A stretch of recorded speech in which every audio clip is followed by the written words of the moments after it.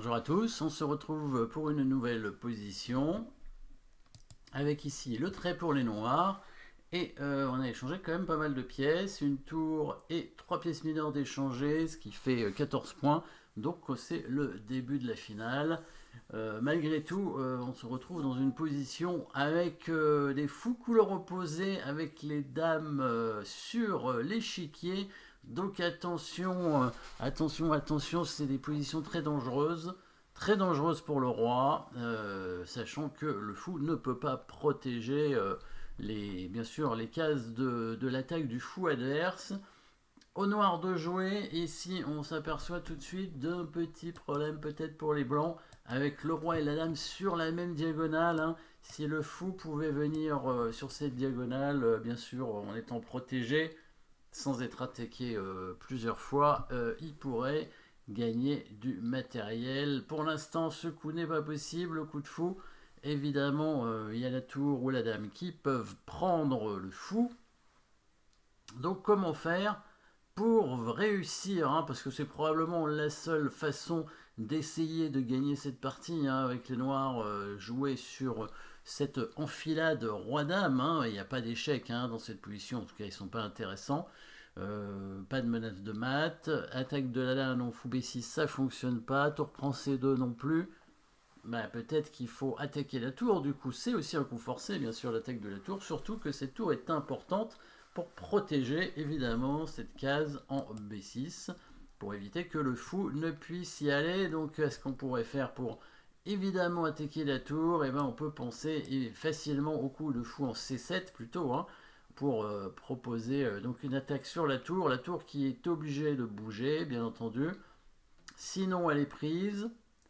Et à moins que les blancs puissent attaquer quelque chose derrière, mais ce n'est pas le cas. Par exemple, il pourrait venir en D7 avec sa tour pour discrètement menacer un mat en 2 coups avec dame prend F7, sachant que sur fou B6, maintenant, la tour pourrait prendre la dame en B7. Hein. Donc ça pourrait être une idée. Sauf que, évidemment, vous avez vu le bon coup, l'attaque et la découverte avec l'échec du fou en H2 qui gagne la tour. Hein. Donc ici, tour D7, évidemment, fou H2 échec, et sur roi prend H2, et bien sûr, on récupère la tour. Et les noirs ont gagné une tour contre un fou. Bon, la partie continue, mais il y a quand même un gros avantage. Hein. En finale, la tour est quand même largement meilleure que le fou. Donc il est obligé d'aller en F6, seule case, hein, pour contrôler la case en B6, hein, la fameuse case d'enfilade. Et là, comment on va faire maintenant? On peut continuer à attaquer la tour, bien sûr. Alors, on pourrait l'attaquer de deux façons. Le problème, c'est que si on l'attaque en E5, on ne menace plus de faire l'enfilade, puisqu'on ne contrôle pas la case. Donc la tour pourrait s'enfuir tout simplement en F3, et on n'aurait plus le problème. Alors, on peut gagner un pion, hein, évidemment, un pion en B2 ici peut-être. Bon, mais c'est probablement pas ce qu'on vise. Dans cette position, on va tenter de faire un petit peu mieux. Et donc peut-être continuer à attaquer la tour sur la même diagonale en venant par en dessous, attaquant la tour ici, toujours avec l'idée de revenir ensuite avec le fou en B6 si jamais il va en F3 avec sa tour. Hein. Hop, on fait fou B6 évidemment. Il va être certainement obligé de revenir en D6 avec sa tour. À moins que il ait la possibilité maintenant d'attaquer la dame avec sa dame. Puisque si on prend la dame, il reprend avec la tour. Et il va perdre qu'un pion. Hein, il va perdre ce pion-là. Mais du coup, il peut peut-être se sauver avec un pion moins. Les fous couleurs opposés sans les dames, c'est déjà différent. Beaucoup plus de chances de faire nul. Qu'est-ce qu'on fait sur dame F3? Tout simplement, on va chercher un coup forcé. On va faire un échec avec la dame, bien entendu. S'il bouge son roi, maintenant on prend sa tour. Donc il va faire la même chose. Ça veut dire qu'il va revenir avec la dame où elle est en ce moment pour attaquer la dame noire. Et s'il prend, on reprend de la tour. Sauf qu'à la fin, évidemment, il y a l'enfilade. Hein. Donc dame F3, dame A7 échec. Là, si le roi bouge, bien sûr, le fou prend la tour tranquillement. Et s'il vient en F2, eh ben on prend la dame. La tour est toujours attaquée, donc elle doit prendre la dame. Et le fou revient attaquer la tour. Et la tour est perdue, du coup, comme prévu. Donc fou D8, ben, il va être obligé de mettre sa tour en D6. Voilà. Et finalement, cette fois, On va continuer à attaquer le fou. Alors, on va pas revenir en C7, hein, ça servira à rien, ça serait qu'une répétition de position, donc ce serait pas intéressant.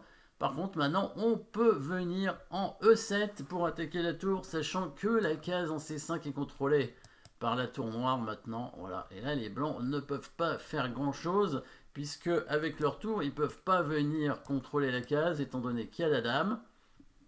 Cette fois, la dame blanche ne peut pas attaquer la dame noire. Alors, en fait, si, hein, la dame pourrait venir en B6 pour attaquer la dame noire, sauf que les noirs vont échanger évidemment les dames et récupérer l'enfilade derrière, hein, avec le fou en C5, bien évidemment, toujours la même chose.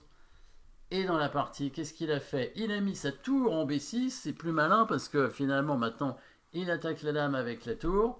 Sauf que là, vous avez vu, évidemment, le bon coup, bien sûr, pour gagner la qualité. Donc la tour contre le fou, on fait dame prend tour, et ensuite l'enfilade avec le fou, voilà. Et les noirs vont finir par gagner assez facilement cette finale avec attaque sur ce pion. Les blancs sont obligés de défendre. Le roi va arriver, hein, on va simplement centraliser le roi.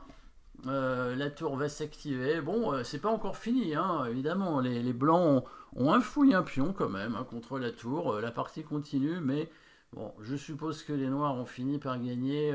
C'était un grand maître fort, hein, donc il va gagner cette partie. Il va réussir à concrétiser avec l'aide de sa tour contre le fou. La tour qui est plus forte, hein, qui va pouvoir s'infiltrer à un moment donné pour attaquer les pions blancs, les noirs qui vont réussir à créer un pion passé, et à l'amener à dame. Donc ici, on arrive à créer cette enfilade avec le fou, simplement en chassant la tour. Hein.